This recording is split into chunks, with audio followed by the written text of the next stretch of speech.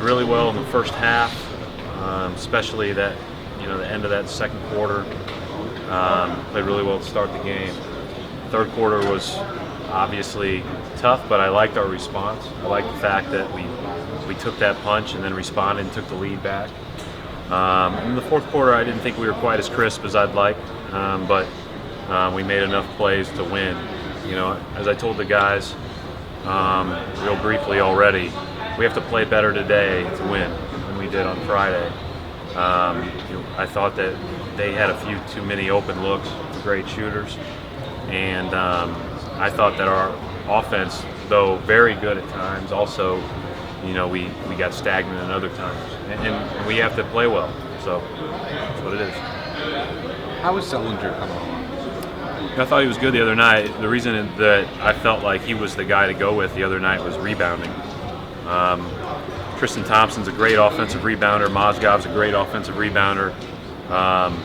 Perk's obviously a huge body in there to rebound.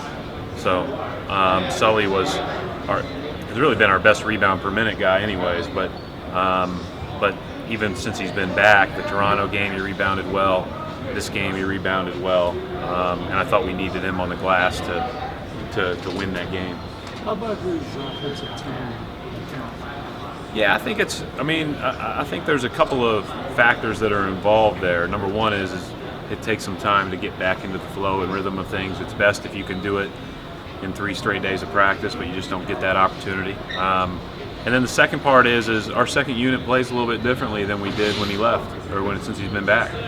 And so we're a little bit more spread out. We're a little bit quicker moving the ball. We're a little bit faster to make the next and quickest pass. And so, and we've been really getting into the paint by the drive, not by the post or by the roll as much with that group. So that's something where we'll figure out how best to utilize that and maximize that. But right now, it's about him continuing to feel more comfortable. And it's about him doing those other little things like rebounding for us to help us win. Is that a tough style for him to play right now? I don't think so, because he can fit in with a skilled group or he can fit in with a power group. I just think it's there can be as many as 3, but often there is 2 in Jonas and Isaiah that he's never played with before. And obviously when Kelly's in there, we've played much different. Basically with 5 perimeter players. Brad, is there a plan for James or Chris now that Portland's main season is over? Yeah, there's always a plan for them. As far as they're going to do their typical workouts, they're around for practice, they're around for every game. They're inactive right now, unless, knock on wood, we run into injuries or sickness or whatever the case may be. Both of them have to be ready to step in.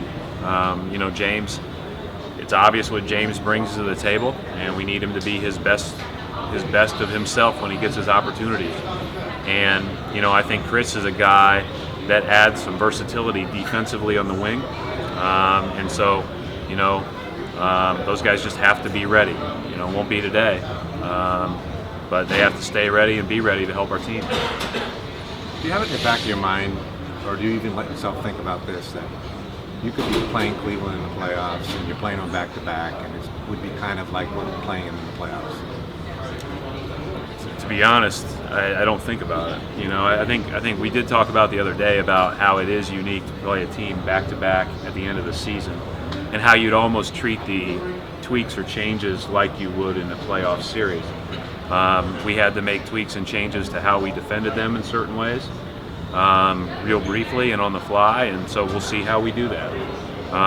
But that playoff thing's a long way away still, and I think that we have to play great over the next 3 games to ultimately accomplish that, because I don't see any of the teams that are still involved slowing down with the way they're playing. Do you think that's in Cleveland's mind? Hard for me to predict somebody else's mindset, but they're in a position where they can with basically the 2 seed wrapped up, they can start to look ahead a little bit more. We can't do that. Like we're not in position to do that. We have to play well. Bottom line, we play well, then we have a chance. If we don't, we're out. What changes when they have KYRIE Irving in the lineup? Obviously, he didn't play Friday. He's a hard guy to corral off those pick and rolls. They're one of those few teams that has 2, sometimes 3 guys that can take you on the perimeter and just get their shot whenever they want.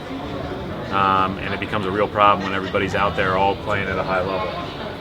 But he can create his shot and play in small, tight spaces as well as anybody in the league.